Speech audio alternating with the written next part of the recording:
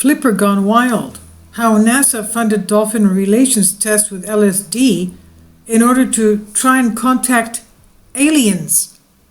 What can I tell you? I'm astonished. In 1961, Dr. John C. Lilly published a book called Man and Dolphin.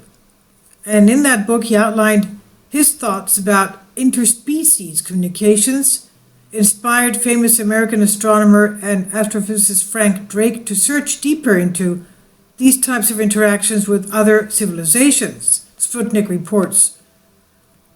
American Space Agency NASA funded an experiment with the goal at analyzing interspecies communications, including getting intimate with dolphins and feeding them LSD.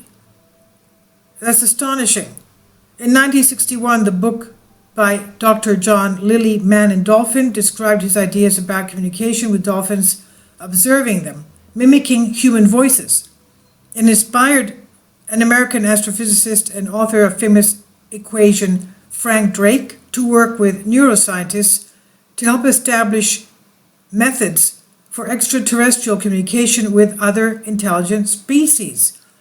Frank Drake said, "I'd read this book and was very impressed."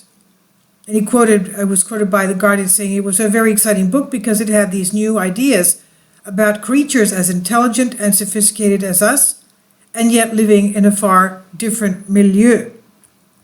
The astrophysicist, who's seen as father of the search for extraterrestrial intelligent experiment, and author of the Drake equation, that estimated the chances of contacting alien civilizations, helped Lilly win funding from NASA and other government agencies. He opened up his laboratory in 1963 to establish a closer relationship between humans and dolphins in a common area. In 1964, Margaret Lovett joined the laboratory to help the project, and she encouraged dolphins to make human-like sounds, and while trying to teach them to speak English.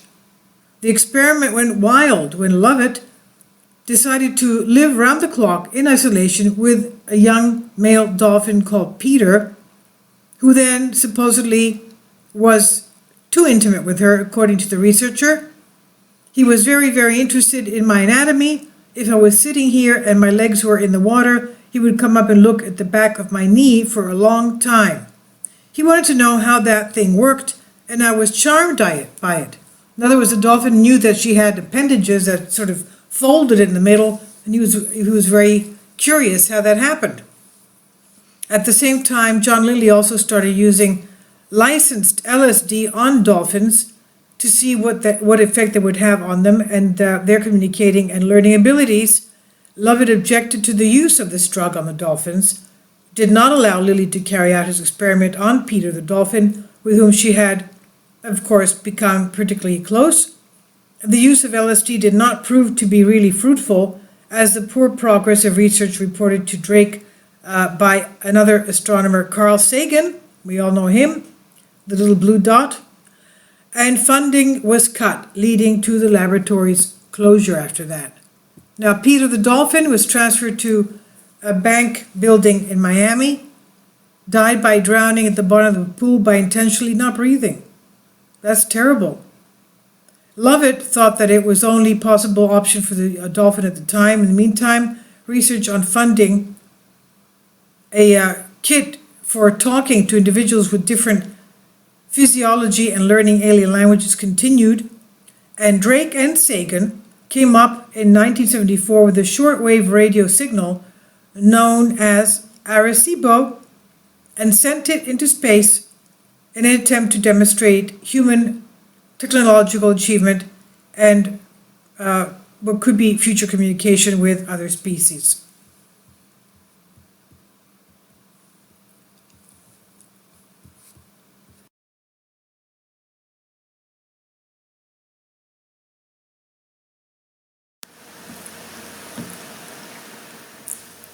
If you'd like to join me on my Patreon account, you will hear content not covered by mainstream media.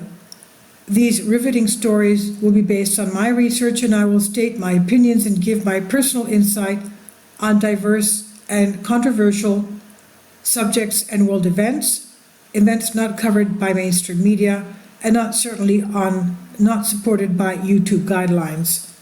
So whatever I have on my Patreon, most of those will not be on my YouTube channel. Please consider becoming a member today. More of the most significant and important videos will be on my Patreon channel. Your support helps me to continue my research and keeps this YouTube channel alive. And we depend on your support, your generous charity, because we help economically challenged families here in Athens, Greece, in Kapota, and we also help the young generation with university tuition and the community around our church. Thank you.